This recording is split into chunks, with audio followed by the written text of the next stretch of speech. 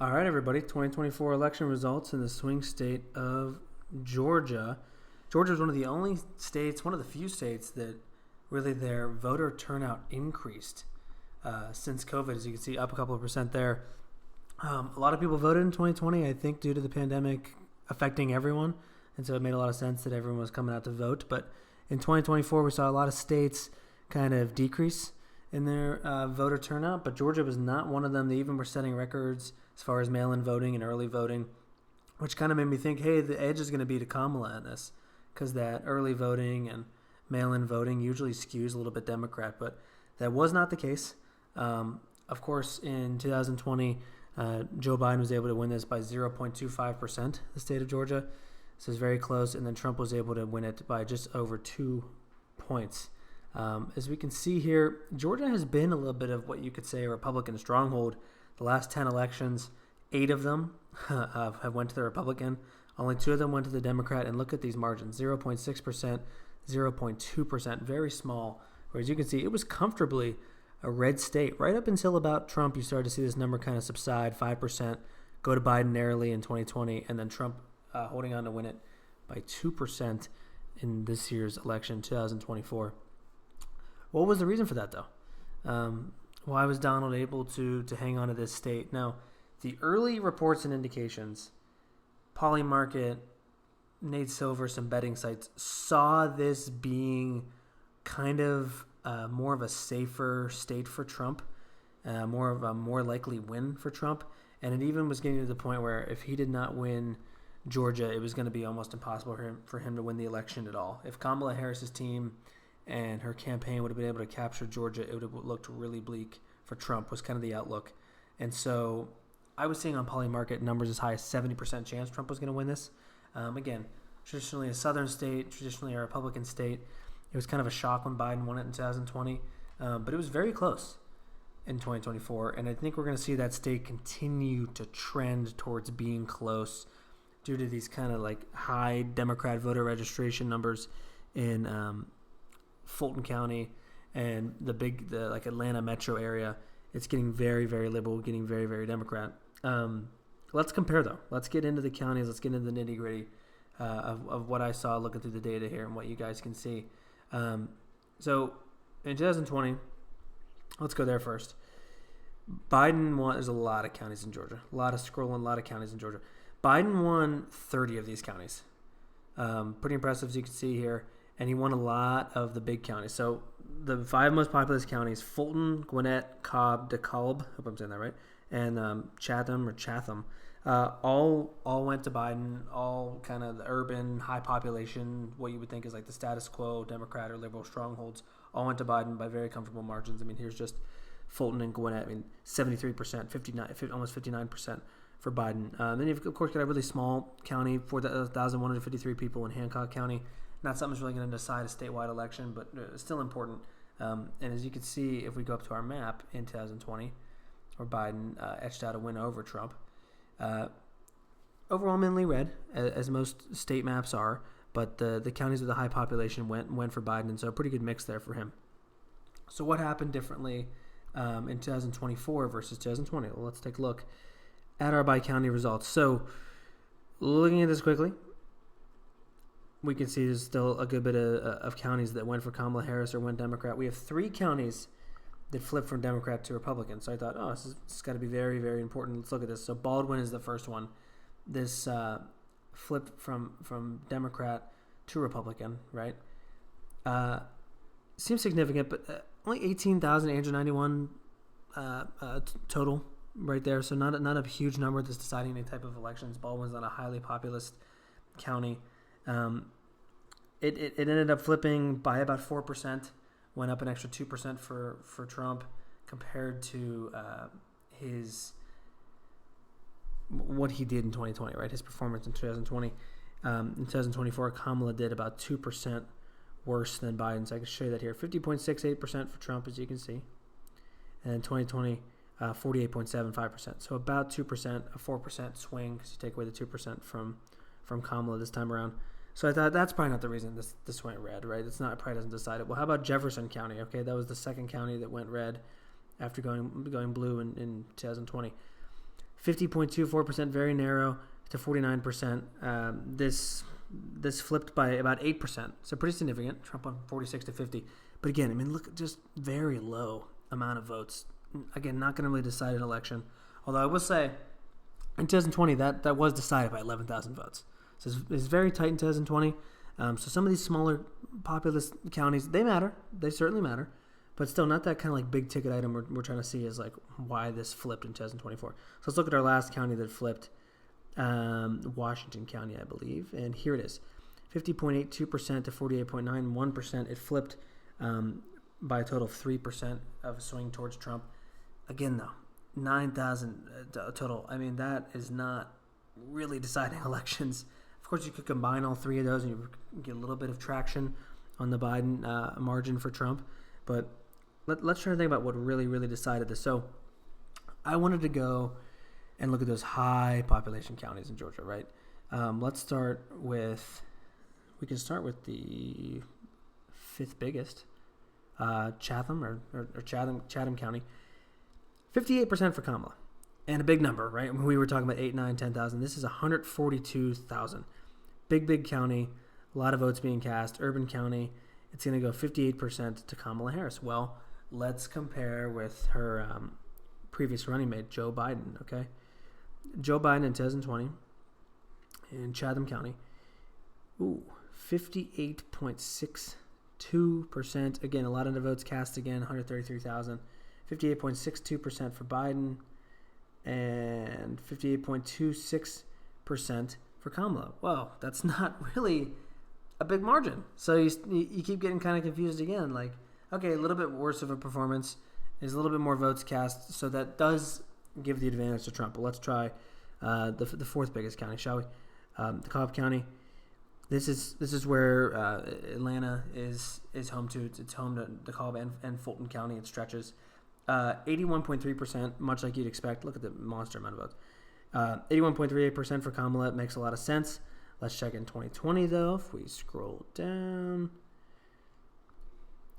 83% for Biden. So kind of a little bit of a big deal, right? You go from 83% to 81.3%, about a 1.5% difference in a county that's going to hold that many votes.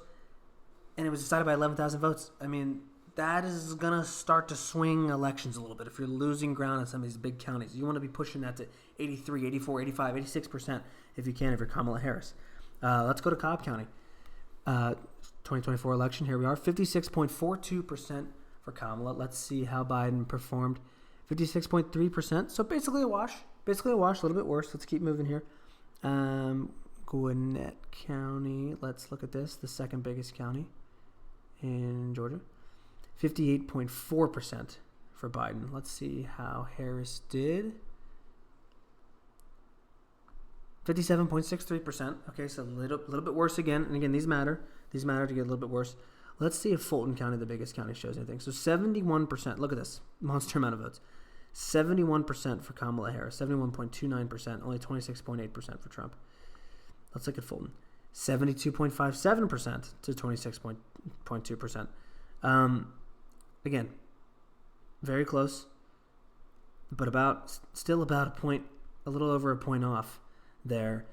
And as you're seeing with this trend, these big counties in these states matter a lot. Sure, you can flip Jefferson County where there's 8, 9, 10,000 votes, whatever casted, but when you're talking 540,000 votes casted or 400,000 votes casted, and you're losing a couple of percentage points, I mean, that's thousands of votes. And it looks like in those strongholds, they could not drive the numbers up. Let's do a little thought experiment. Fulton County. Let's look at what Biden did. So he gets 72.57%. Now let's bear with me here. Let's see how Hillary fared. Let's remember that number, 72.57%. Let's go here. Let's see how Fulton County did. Wow. Okay, 67.7% for Hillary. Loses the election in Georgia. Loses the statewide election in Georgia, loses the total election too. Then Biden comes around and shifts it by 3 or 4% to 71% and wins in Georgia. I'm sure there's other counties we could look at, but that is pretty telling, people, that this county, Fulton County, the most populous, was kind of the secret sauce to, if the Democrats wanted a chance in this state, you've got to drive this percentage up. And Biden did that extremely well in 2020. And then Kamala fell short. Not as short as Hillary. She did put on a better performance than Hillary, but fell short and didn't build on the lead. Actually lost it slightly at 71.29%. Again, did a little bit better than Hillary Clinton, of course. But if we look at Joe in Fulton County, let's scroll right back up a little bit. 72.57%. I mean, went up about 5% on it, and then Kamala dropped down. So I would say moving forward, what the Republicans want to do is try to probably keep registering people in Fulton County, trying to appeal to that diverse area and try to break through as much as they can. Maybe get this to, 28-30% of the vote here, get this under 70%. And then what Democrats want to do is they want to say, hey, let's push Fulton County to 80%. We need 5% growth like Biden did versus Hillary's number in 2020 to be able to win this state. And so that's what's going to, moving forward, as we keep seeing population data and people are moving to Fulton County, or if they're not moving to Fulton County where they're registering, that's going to probably decide and be a big part of 2028's election. That's for sure. I also wanted to look at some exit polls. That's really interesting with the counties. This is Georgia, specific to Georgia, right here, Georgia. No matter how you voted today, do you usually think of yourself as A? So Democrats, not a surprise, Democrats are very loyal. 97% of them that identified it went blue. 5% of Republicans that identified as Republican went for Kamala Harris. That's a decent number for Kamala. 95% for Trump. Whoa, this is big.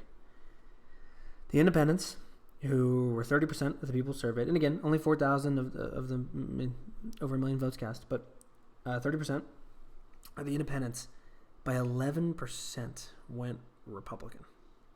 That could also be the story, folks, and that number could feed into the Fulton counties, the DeKalb counties, the Chatham counties, the Gwinnett counties, the Fulton counties.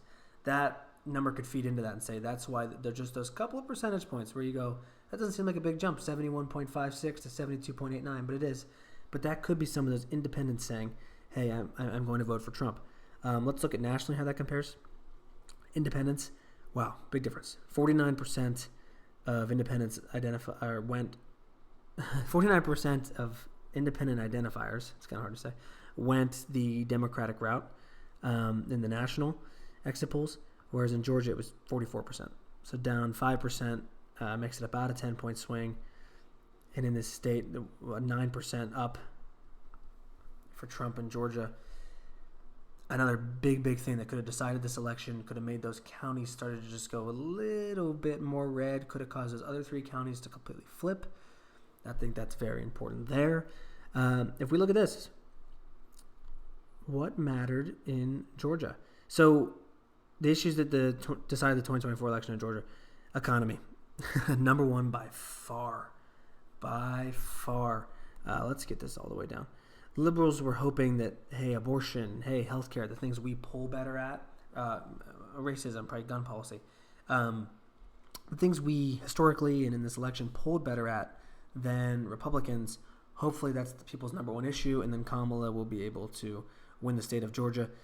That was just not the case here. It was the economy by far, but over 4 times more important than abortion. And then secondly was immigration. Again, Trump had pulled better at that with people saying, hey, I trust Trump more than Kamala with immigration. And 18% of those people said that was their biggest issue. 10%, again, Kamala Harris was more trusted than Trump, but only 10% came out. It was really, really about the economy in Georgia. And so you could say these all feed into each other, right? Like the economy could have drove independents who were located in Fulton and Gwinnett and Cobb County to go out and vote for Trump. So super interesting election. You start to wonder maybe if, hey, this was at 32% in healthcare, was it even just 15%, just doubled, and the economy pulled back a little bit. What would this election have looked like? Where would independents have gone? Where would those big counties have gone? I will say that both sides will have a lot of work to do in Georgia. I don't think it's going to continue to look like this, where it's very one-sided the last 10 elections. I think it's going to start to go a little bit more blue and be close, go red sometimes too. I'm not calling it for either side for 2028 yet, but it's a super, super interesting states. Again, a very small margin. smaller in some of these other states.